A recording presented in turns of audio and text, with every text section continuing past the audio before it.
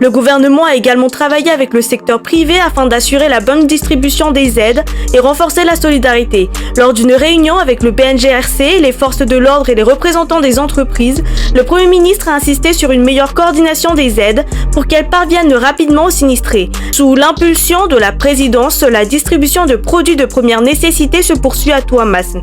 À ce jour, 140 sacs de riz, 140 litres d'huile et 300 cartons de pâtes ont été remis à 230 foyers des Fukutan, Anjan Madiou, Bazarkel et Ankirij. Cette action vise à soulager les familles touchées et répondre aux besoins urgents après le passage du cyclone. Sur le plan régional, la SADC a expliqué à l'Union africaine qu'elle privilégiait une approche réfléchie et structurée pour accompagner les autorités intérimaires malagasy dans leurs réformes et préparer les élections inclusives, plutôt qu'une suspension immédiate.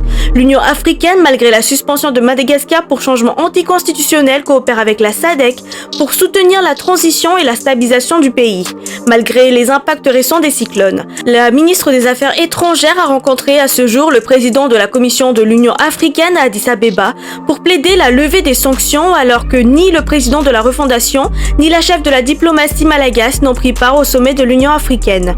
Enfin, selon Météo Madagascar et le BNGRC, le cyclone Gézani est actuellement à 162 km à l'ouest d'Itampoul, Impani, avec des vents soutenus à 80 km/h et des rafales jusqu'à 110 km/h.